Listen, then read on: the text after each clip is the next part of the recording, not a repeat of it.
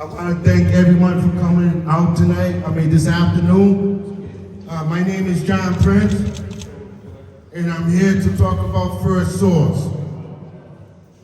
And I'm with the Rhode Island and Mass Solidarity with Incarcerated Workers. First Source has not been, let me figure out where I left off, because the lighting is kind of stupid over here. All right, we are a coalition of activists and groups who will hold to speak out at the press conference and to expose the fact that the Mayor Elorza and the City Council have refused to enforce the First Source Ordinance for many years. First Source is a program set up in 1986 to benefit the working class and the poor communities of Providence by providing funds for jobs and job training. First Source has not been advertised at all in the community, so few people know about First Source. And on top of that, the website to apply for jobs does not work. The funds for First Source are required to come in from corporations who receive tax assessments from the city in tax year of 2010. The City of Providence granted, now listen, the City of Providence granted $4.6 million in tax breaks to more than 30 companies, and Go Local news coverage covered that. And my man, Mr. Steve right here, got that information, which is a community activist also. The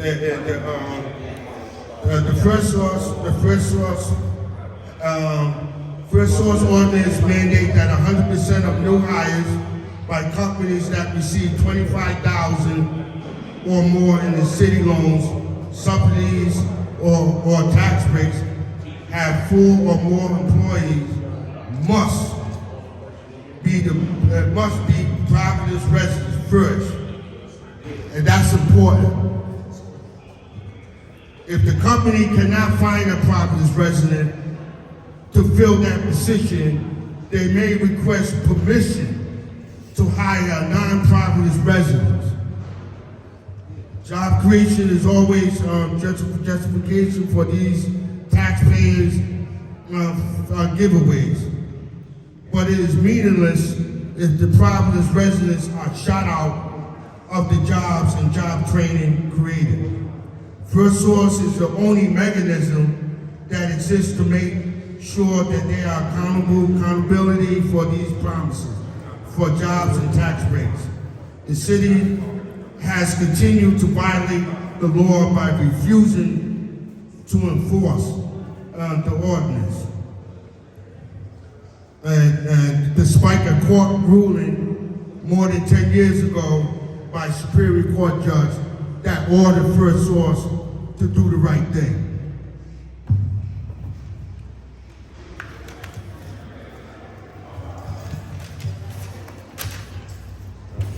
Thank you.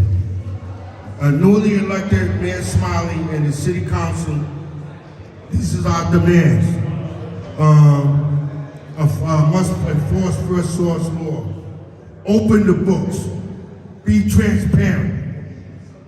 And public oversight of, we need a community oversight to oversee these guys because they're not doing their job. And then my First Source program accessible to the community by advertising, flyering, multiple language, in schools and unemployment office, churches and community centers. And increase the First Source $250,000 they get for programs. That's all First Source get is $250,000.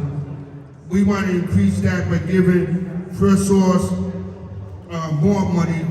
And as a matter of fact, First Source was started in 1986. That's when this agreement was made. But now it's like 30 years later, First Source need more money to do their job and do the community right. not going to big politicians and builders. For decades, the First Source Ordinance has been a sleeping giant, said myself. The companies who get city loans, tax breaks, and subsidies should be held accountable. To provide jobs for Providence residents, it makes me furious that Elorza ran on First Source enforcement, but it was just a dog and pony show for him. Too many people in Providence are desperate for jobs, and we call on the new mayor, Brett Smiley, to enforce First Source Ordinance. And that's why we're here. We want to call the city out, and I want to call out the city council. Shame on you. Shame on you. For many years, you have let this get away and let our taxpayers' money go to the rich and the powerful, but not in the residents of our community. And that is not right. We're not going to be here just for today. We're going to be here every week until our voices be heard, until they do the right thing. And at this time, I want to turn the mic over to Mr. Lewis because he has to go, and I want to get his input on this initiative. Thank you. Thank you, Mr. Prince. So, my name is Dr. Daniel Muñoz. It's a pleasure to be here. I just want to be here to support the call to action. Just to build on the history that Mr. Prince shared, right? So we got an ordinance that was put into effect in 1986. We got the 90s go by, we have the 2000s, and then First Source is not enforced, right? There's no reporting coming back from these wealthy developers that have tax breaks that are, either $25,000 or more, or grant dollars that are $25,000 or more, whether they're state dollars, or whether they're federal dollars. And so all this time goes by, no one says anything. And then 2006, you got a politician, a couple community organizations, probably Dare was a part of that, had to sue the then mayor for there to be at least a promise of enforcement. 2011 comes around, the city has a report and reports on why this ordinance that was set in 1986 is important. Why it's important. It was important then, but they had to say it in 2011. And then time goes on and nothing happens. So 2014, Dare comes out again, having to call out the city, and nothing is happening. So here's the trick, right? You look at this language, this ordinance from 1986, and the language is outdated. They say that they're gonna hire people in Providence, but they can make exceptions. So if they have a vacancy, but they fill it with someone who already works inside there as a promotion, they don't need to fill it with a Providence resident, right? So they have exceptions, they have loopholes, because it's language in 1986, from 1986, not language from 2022, right? So when we think about the amount of money that First Source has, let's not be fooled here. The First Source program gets 1% of every TSA that's promised. When you think about taxes that are acquired, that are accumulated, that's 1%, and it goes into a First Source trust fund. How much money is in the trust fund? Is there any transparency? What's the incentive for that trust fund to grow? These are important questions, and I'm basing this off of the original language. And the language that had some amendments or some highlights made in the report of 2011. It's right there online. Go back to the original language. And my question is, if we talk about equity, we talk about practices around hiring, specifically for women and minorities, here in the city of Providence, that when you look at the unemployment rates are disproportionately impacting our communities of color, how does that language reflect equity? How does it reflect accountability in terms of the structures that are in place to force the developers to hire? Because the fact is the reporting is not happening. And let's talk about our people who have come out from being incarcerated. It's up to the employers in that language to determine, based on their perspective and biases, whether they should hire someone who has a record. But what are the protections set in place by the city of Providence? There's no protections right now. So here we are, 2022. Recession, giving money to developers for the Superman building, giving money, this may be a Providence issue, but we see it in Pawtucket, giving money to people to build soccer stadiums. We see Brown University, an institution that gentrifies Providence and does not care. That's right. That institution purchases River House. River House was a private development aimed at having a certain percentage of affordable housing in 174 units. They got about a little over $9 million in tax subsidies. Brown University buys it. The wealthy developer makes $22 million. They flipped it for $22 million in 2 years.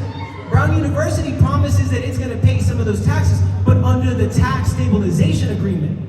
So an organization that gets tax breaks, an organization that gentrifies Providence, now has the best tax break that a wealthy developer that was supposed to provide affordable housing had, but will no longer provide affordable housing. Because now those trust fund kids at Brown University will have those units. I'm being very aggressive here because we're sick and tired. We're sick and tired of the loopholes, of the wordplay. And we're gonna take those words that you played us with, and we're gonna put them back. We're gonna play you. And we're gonna do that in any possible way that we can. Whether Mr. Prince and every organization in the city wants to sue again, whether it's this administration retroactively or the next, or whether it's marching these streets to make these developers very uncomfortable about the valuation of their properties when we are marching on the sidewalks that they want to get a premium dollar for. Every institution that has benefited from Providence should be standing here with the people, advocating for fairness and hiring practices. And this is not a knock on laborers. We can build for the people.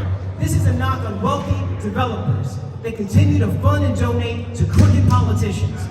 At a minimum, if they're not crooked, they're weak and cowards because they look away consistently while there's a lack of accountability around reporting mandates that they put into law in 1986. So, thank you. Thank you to everybody who continues to stand here. I'm sharing this space for a few minutes, but everybody who's listening needs to come out and support this movement and mandate that First Source, within the language itself, within the law, be improved. Put pressure on the new council. Thank you. Yeah, thank you.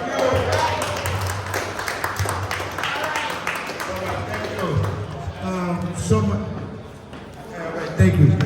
So my next speaker is going to be Bella. Bella, would you want to say a few words? Please. Thank you, John. You're much welcome. Hi, everyone. My name's Bella Robinson. I'm the executive director of. Speaking to the microphone. I'm the executive director of Coyote, Rhode Island, and I'm here today in support. Is that better? Yeah. Okay. I'm from Coyote, Rhode Island, and I'm here today to help hold the city accountable for First Source. We all know people in Providence need jobs. We know there's been no government accountability. I agree that we should not be spending any taxpayer money on developers and subsidized housing unless 100% of the units are affordable housing for people in our community. That's all I got about to say. John, who's up next? Mr. Calvin. Calvin. Yes, my name is Calvin Drayton. I'm affiliated with the George Valley Center in Providence, Kentucky. I was here in these same halls in 1986 when the First Source list was introduced to the City Council. It took over 3 weeks to get a quorum for the City Council to get this ordinance passed. Finally, we took a busload of kids and we bussed them here, about 25 kids, and let them loose in the City Hall. They were running around in all these offices here, playing around with the typewriters at the time, and the computers, and going into drawers. I mean, they were all over them, and they got cops in there, get these kids out. I said, well, give us a quorum and we'll get them together, and you will have no problem with them.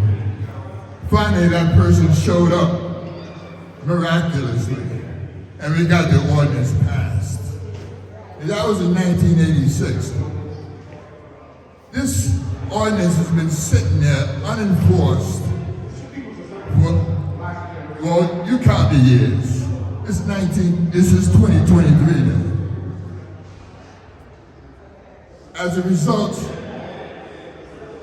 of no action. Finally, one person got hired. They hired a woman that was black and disabled, which covered 3 areas. Because we were hiring, our ordinance was for 25% minority, 15% women, and 15% handicap. So they hired one woman to cover all areas. This is the kind of tactics they use to get things done. The same thing is happening right now. We can't get Mayor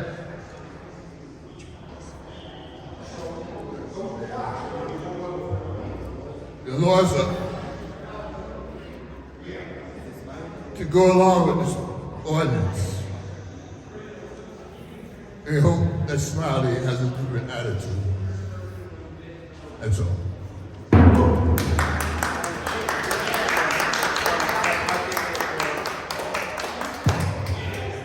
Thank you.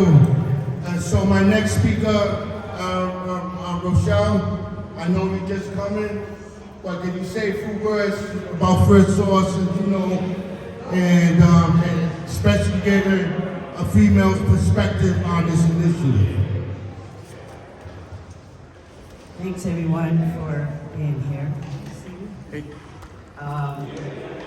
First Source, like many other programs in the city's purview, we depend on this program to help people get access to employment, job opportunities. How's that? Just talking out loud. Anyways, I want to do a shout out to the folks who've been working on this issue for at least half a decade, at least, if not longer. And the reason these guys don't give up is because this is an important program. If it works, it can mean a lot to families and young people who are coming up, having doors open to them through the municipal city itself. So fixing First Source is a really important, it's a big deal, it's long overdue. As the brother spoke earlier, having 5 or 6, 7 people get a job when 7,000 people need a job, it doesn't make a whole lot of sense. So hopefully the city will find a way to pitch in, this new administration will find a way to make this a reality, and it's not just a passing thought for the city itself and for folks who should be hiring our people.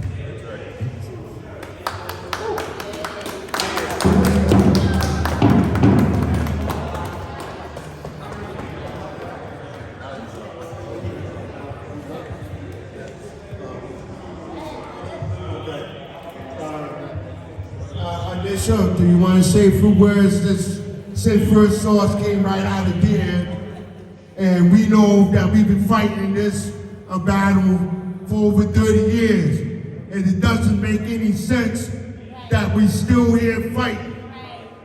And I'm so angry that Buff Chase can get $30 million a tax break for the next 30 years and not giving nothing back to the residents of the community. That's not right.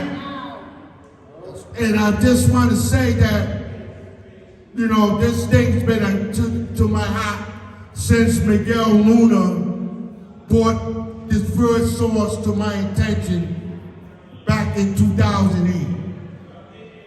And I just want to thank everyone here, and I'm going to turn the mic over to my colleague and my dear friend that I worked with, I did for many years, Nisha.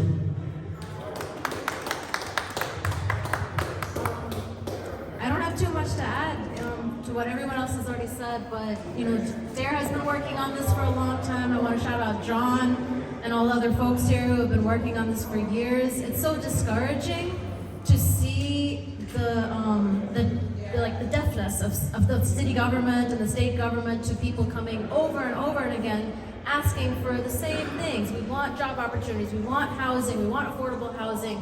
It just doesn't feel like the city council cares. It feels like it's just complete indifference and deliberate neglect of people who are low income.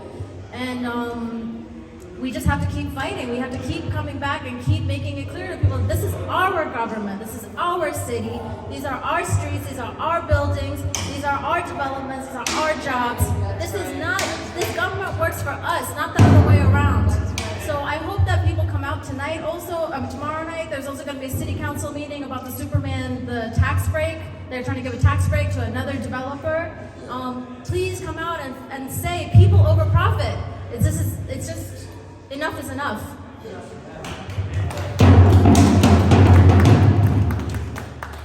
Thank you. My next speaker, I'd like to introduce, they did a hell of a data research, dug in, came by my house like maybe 6 months ago, and he said, John, let me get this information and let me see what I can do with it. Comes by my house last night at 9 o'clock at night, and he couldn't wait till tomorrow to tell me the findings, which we kind of already know, but he got it broke down in sequence of how vicious the city of Providence hasn't followed I almost said a bad word, haven't followed the law. And so I'd like to introduce you to my friend and my good research man, Mr. Diego. Thanks for having us, John. So John is a neighbor of mine and an old friend. Rochelle is a neighbor of mine and a new friend. I'm running for Providence City Council in Ward 9, and John asked me to do some research on the First Source program. So what I basically did is I took all the public documentation of who gets hired for jobs from these companies that receive tax breaks and tax benefits, and I put them all into this spreadsheet, and it looks like this.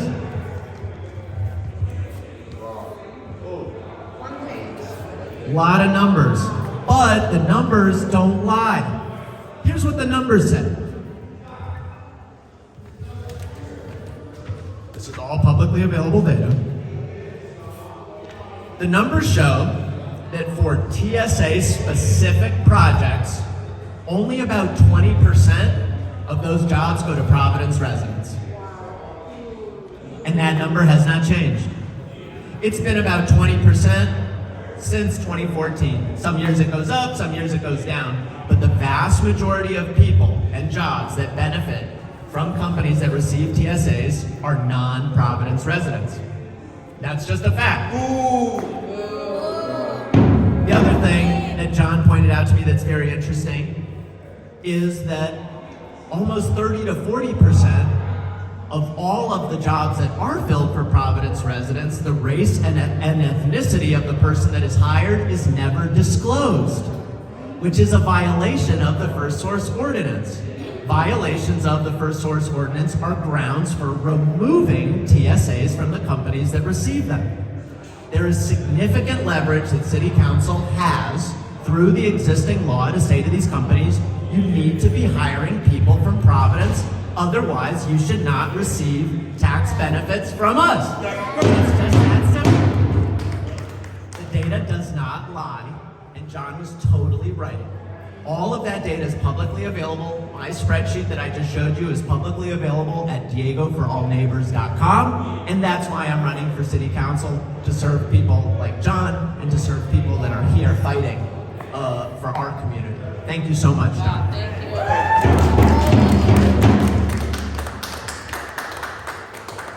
You know what? I'll hold that for a minute. You know what? I'm fired up and I can't take it no more.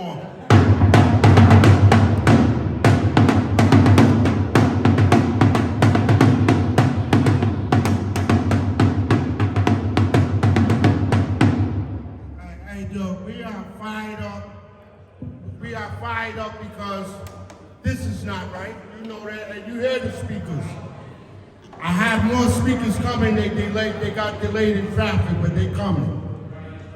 But you know, I wouldn't be here if our youth is not getting any jobs either. There's no jobs, no training.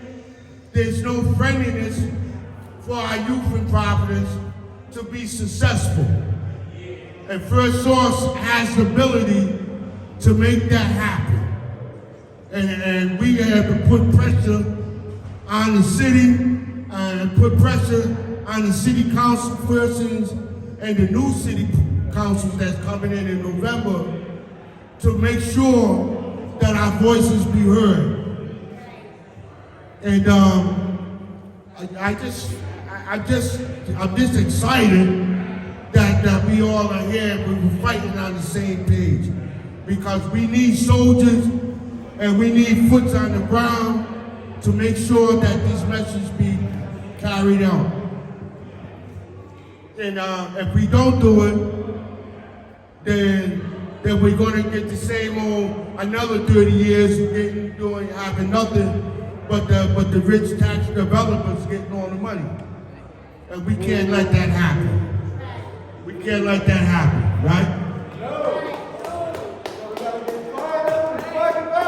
Yeah, so I'm talking because, but my other speakers, they're here, they're coming, but they got caught up in traffic. But I want to let you guys know that anyone who want to say anything about why we're here, how you're being frustrated, and I also want to mention First Source doesn't discriminate with anyone with a record. That's what the ordinance said. If you got a record, you can still get a job. And we made that clear in our press conference and our message in the new ordinance. So just stick with me, and I'll try to do my best to make sure that these jobs come to our families and to our people. Because if you look at the report, there's no Native American been hired ever. No Alaskans, no indigenous people got hired for any jobs. And the only one that got hired for jobs is a few blacks and a few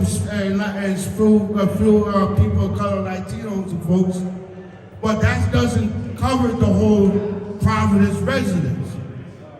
And so we want to shine light on that because the light is going to be bright. And we got to keep talking and we got to keep fighting. Phoebe, you want to say anything? Maya, do you want to go before me?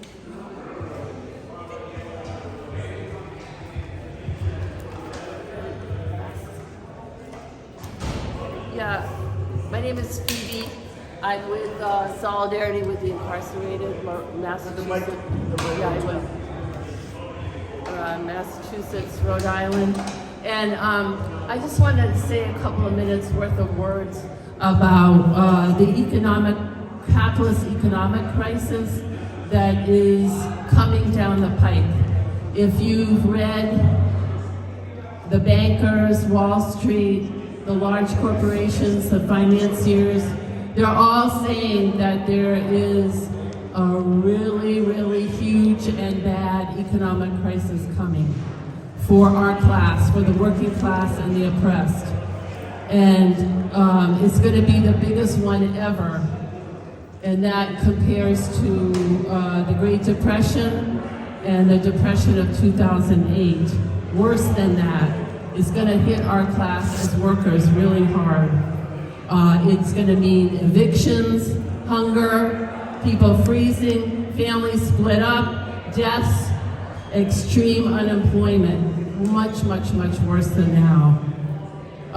So the question is, we have a wonderful group of people standing here today, longtime activists, new activists, young people, old people. How are we going to respond to this crisis? What are we going to do? And one of the things we have to do is what we're doing today, is band together, come together, unite, show each other solidarity for the work that we're doing, assist each other in our work, go to each other's things, help out, and create a grouping that is solid and strong, and not get caught up in, petty divisions with each other, because divide and conquer is the way they go, and we all know that, divide and conquer. We don't want divisions, petty, large, will work together. We have to learn how to work together. That's what the state did with the Black Panther Party. Split them apart by using rumors, innuendos, whatever they could do to split the Black Panther Party apart and weaken them, and we cannot afford that. Now, I'm using the word working class and oppressed. I just want to end by saying, who is in the working class? If you don't think you are standing here today, you are. You are, because the working class, the only option we have is to sell our labor power, our ability to work, to a boss. Does anybody here own a factory or a bank or a corporation? No. You sell your labor power to survive. You sell it to a boss. And you could be an incarcerated person, a formerly incarcerated person, which means you are a captive worker, a mother, a sex worker, unemployed. You have the ability to work. You want to work, but the capitalism won't hire you. Or a disabled person, they throw you away because they don't want to provide the accommodations and make the means for you to work. The young, the people on welfare, etc. We're all workers, and we need to unite and show that solidarity with each other and come together and fight for something like First Source. First Source is a big deal, but it's also a small deal in terms of what's going to come down the pike. But it's a big deal because it provides some relief to our class. It provides some relief so they can get a job, and from a job get a house, and from a house have a family, whatever. So we're just appealing to everybody to come out and join us and fight together, because the Workers United will never be defeated. Thank you.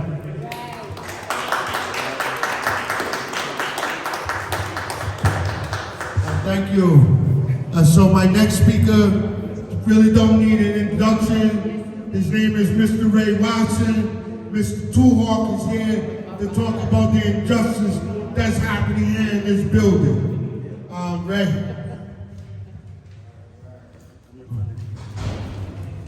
I'll greet you all properly, since we are our traditional indigenous lands. That is to say, peace be unto you, family. How are you all doing today? All right.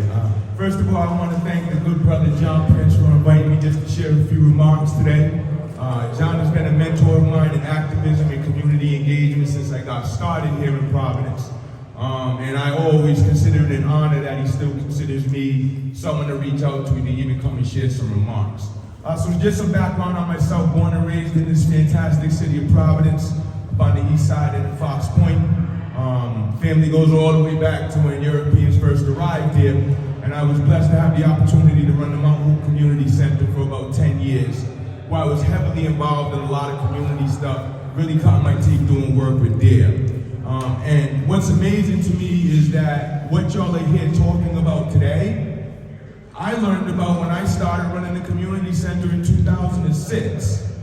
So in 2006, they were having a discussion around First Source, and the fact that all of these companies were coming in and getting all of these supports and resources and money, and were supposed to be hiring Providence residents, which makes sense, but they couldn't get them to do that. So if I'm not mistaken, it was DARE that sued and got the ordinance requiring them to actually do that. So can we give a round of applause for DARE for continuing the fight?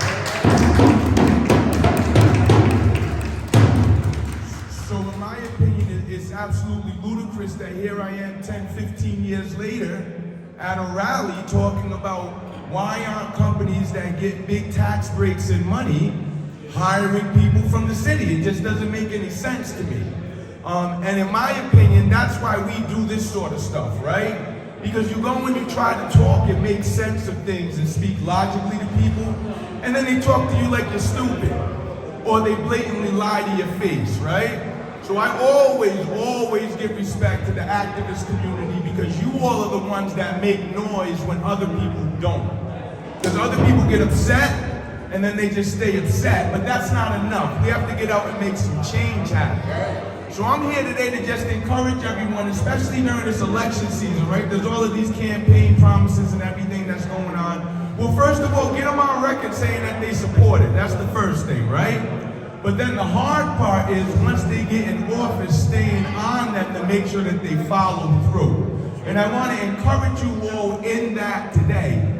Great job on this today, being out here, bringing attention to this very important matter. But like I said, we were doing this 15 years ago.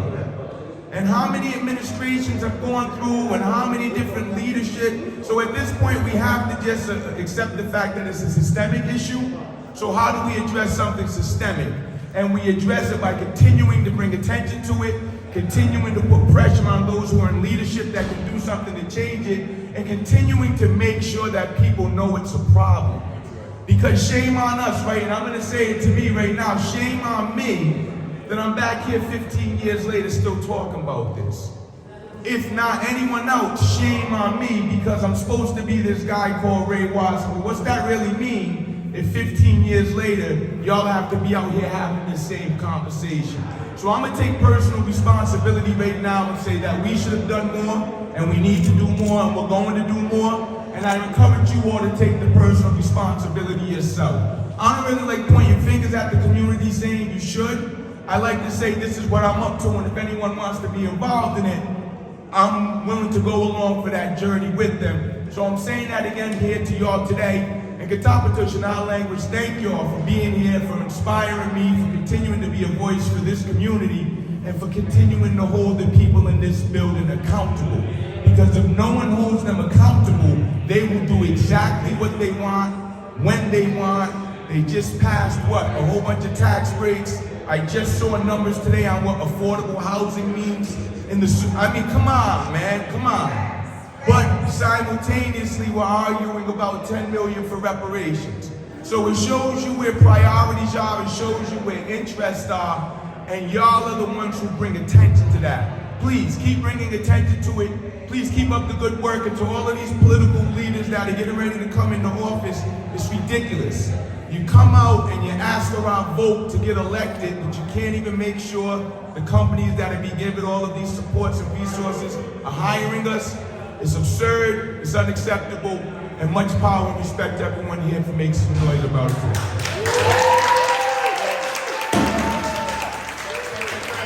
Ray, before you take off, and Ray, so as the data tells me, zero indigenous people got a job through First Source for the last 30 years. No Alaskans, nobody. What are you saying about that? That's the way they do business in this city since the very beginning, right? We're up in the city seal, greeting the founder of the city, welcoming him to the land, but none of us have been hired under First Source for any of the jobs. It's absurd. This is right. Thank you very much. Thank you. Thank you, my brother. All right, thank you. I want to get Mr. Daniel, some of our young men, the young generation, and talk about why some of the jobs is not going to these youth that desperately need jobs also. And my good friend from prison, long-time activist, young brother, and I love him, and I'd like him to say a few words.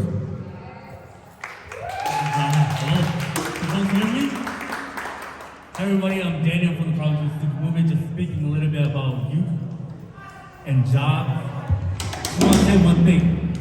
Youth are not getting any younger. They are not getting any younger. The amount of years that is spent on First Source, I'm pretty sure the youth that were organizing during that time are not younger. They're older now. They're here now.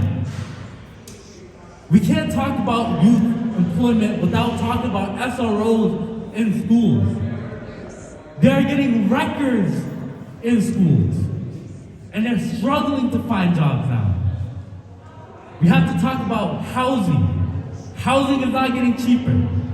Bus passes are not getting cheaper. Youth are struggling on the streets they're struggling in homes, and they're struggling in schools. What are we doing about it? Elorza, you're sitting in the office doing nothing. We are here now, and we are here to support, and we want to make a change. Thank you. Thank you.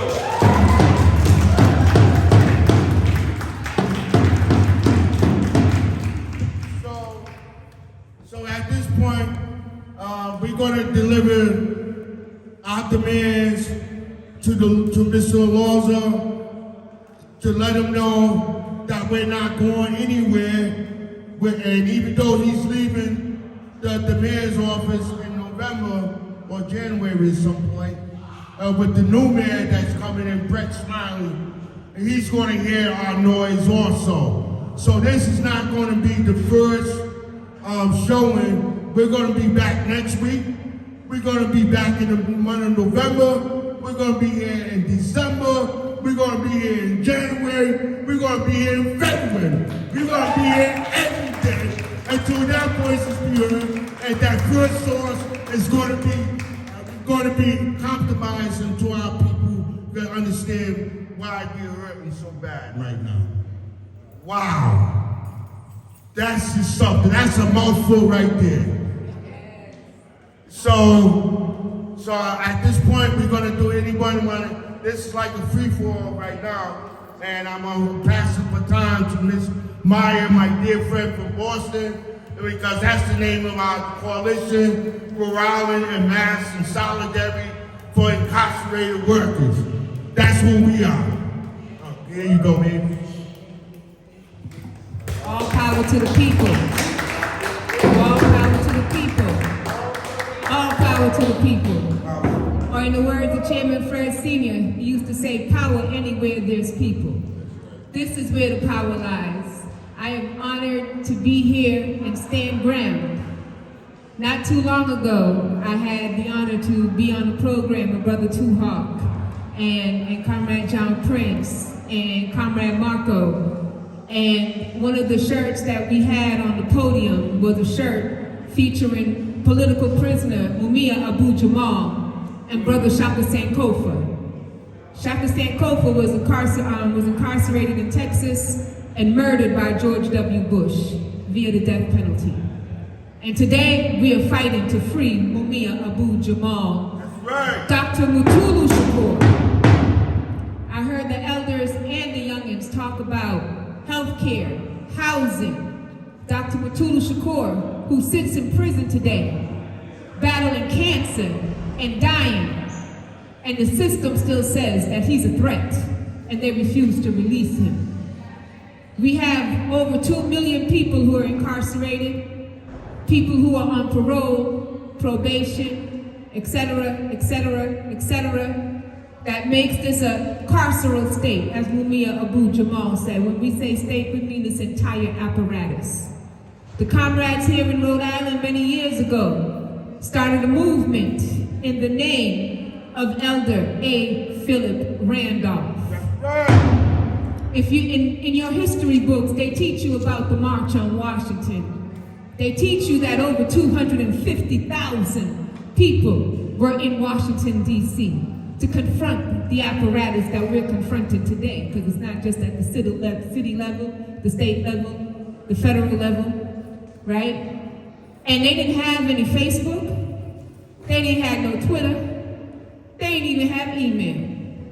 But they were able to organize and mobilize 250,000 people on the Washington Mall. And one of my favorite quotes from A. Philip Randolph is, nothing counts but pressure. Pressure, more pressure, and still more pressure through organized, aggressive, mass action.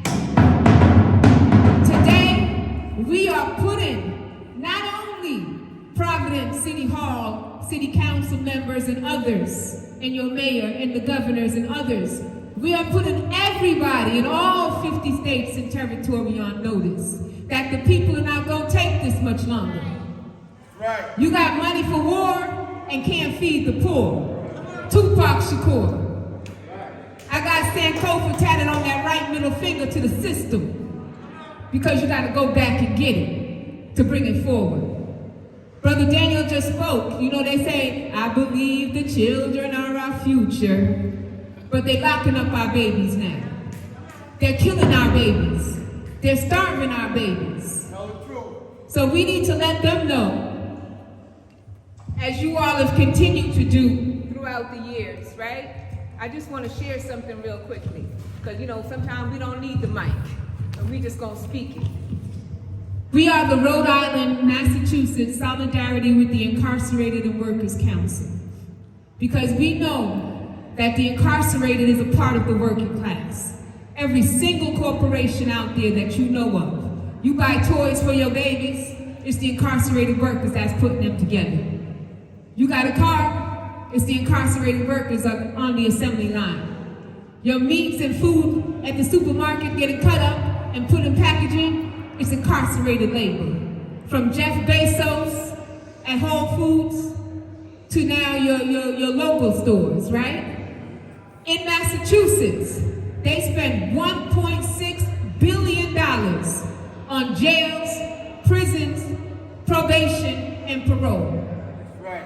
You got a movement called Free Her in Massachusetts. Beloved ally, Andrea James, and all the warriors that did that 90-mile march back in the summer to try to stop the building of any new prisons in Massachusetts, to ask for a moratorium.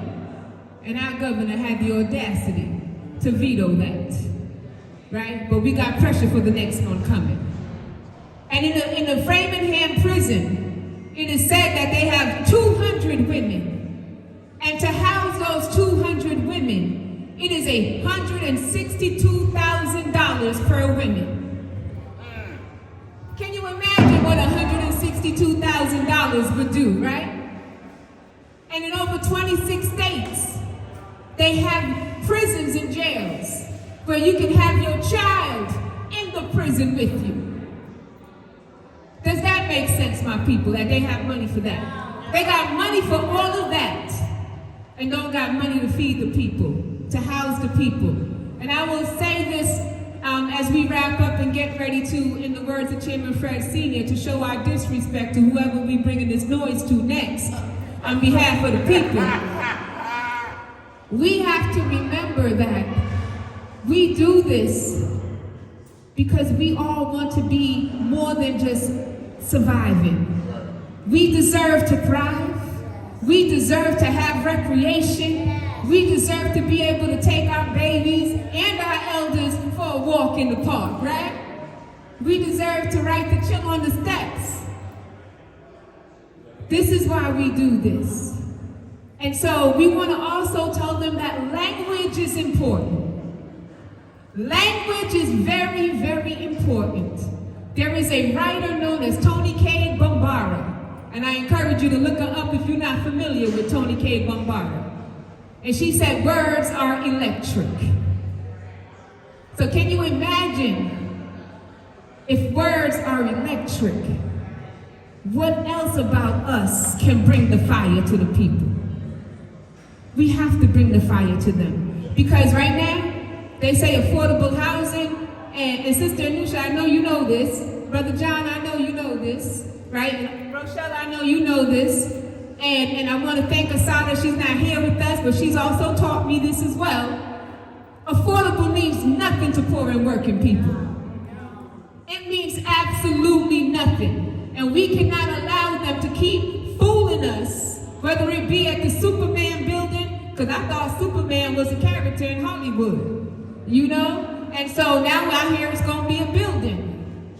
We need for there to be a commitment and a reinvestment to low income and family housing for people. We need for Brown University, who has the blood of my ancestors and so many others on their hands, to build or give that money to the people so they can build low income, affordable family housing, not affordable by your standards, Massachusetts, which used to be the poorest district in Boston, right? We have suffered a loss so great that now they have taken the housing projects of, first they started with Mission Hill, but now if you can only see what they've done to Ruggles Street projects. So I asked the other day, where are the 200 plus families who used to live there? Because right now you're offering apartments with amenities like a gym downstairs and a business center and nice wood floors and just beautiful solar panels. Our people deserve that as well. Our children deserve that. Our families deserve that. Our people coming home from incarceration deserve that. And so we're not going to stop, because in the words of Gil Scott-Heron, the revolution may not be televised, but today it is being documented by Uprise Rhode Island. It is going to be on your social media, and it's going to be passed around. And in the words of our political prisoners, brick by brick, wall by wall, we must bring home our political prisoners. Aluta continua. Thank you, y'all. Now let's go get that.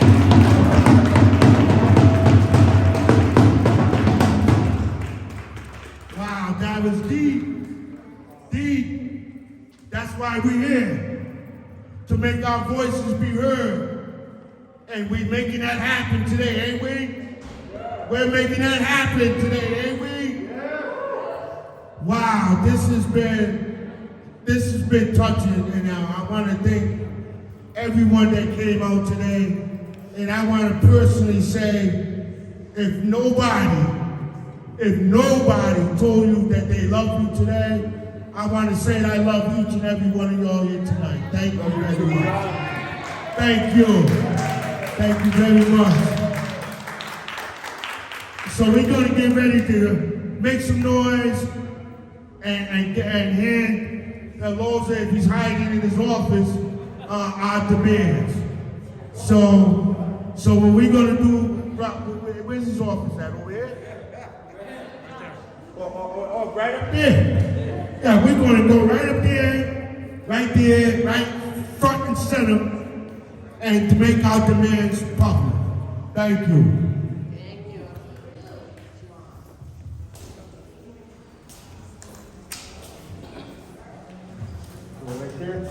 Yeah.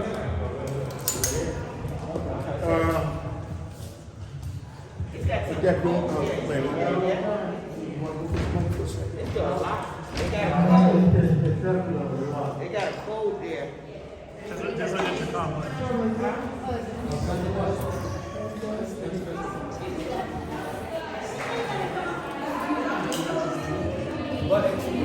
All right.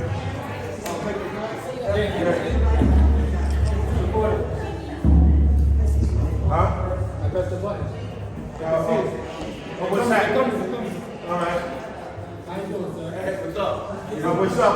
We're here to deliver to Mayor Elorza our demands on First Source Ordinance that he comply with the law and make sure that the law of First Source be compliant with the ordinance. Okay, you have the paperwork? You want to deliver? You have the paperwork? Yeah, Maya got it.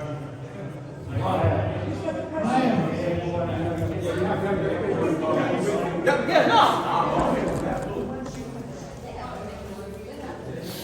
And who got the paper? It's the city ordinance. It's the city ordinance.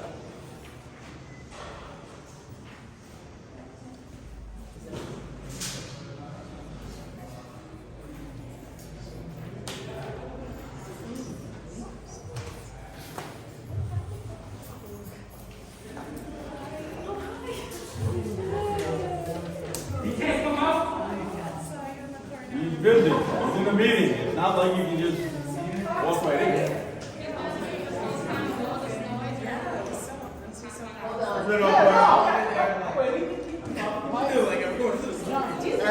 Sure. We want to let the mayor know.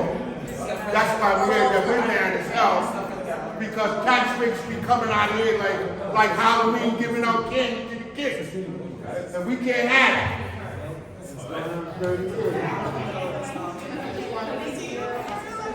course, thank you. Thank you all.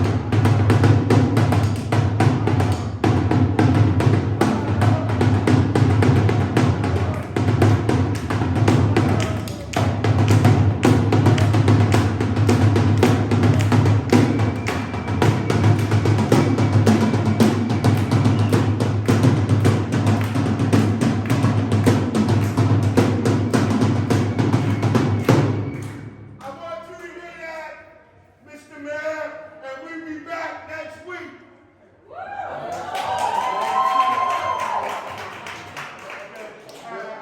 And here's a chant that as we leave off. We'll fire up here.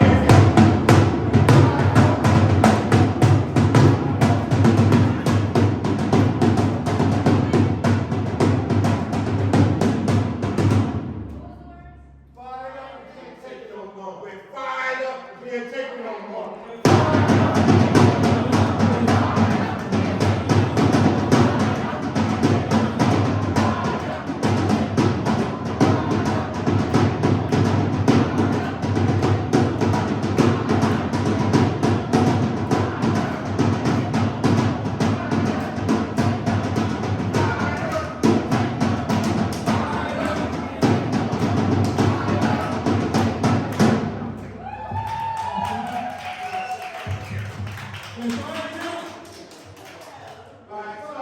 Here's another one.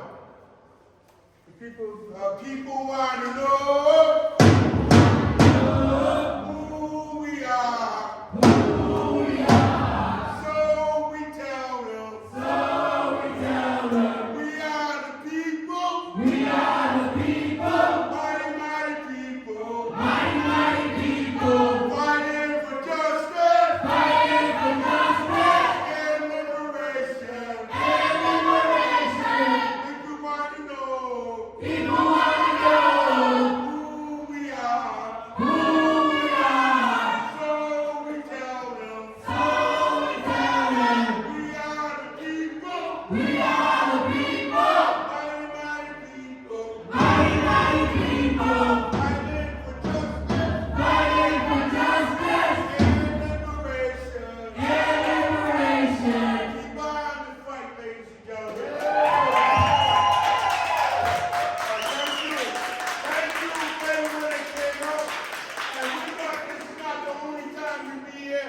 And in the next couple of weeks, and we're going to keep pounding and like Maya said, for pressure and more pressure. And the pressure will bust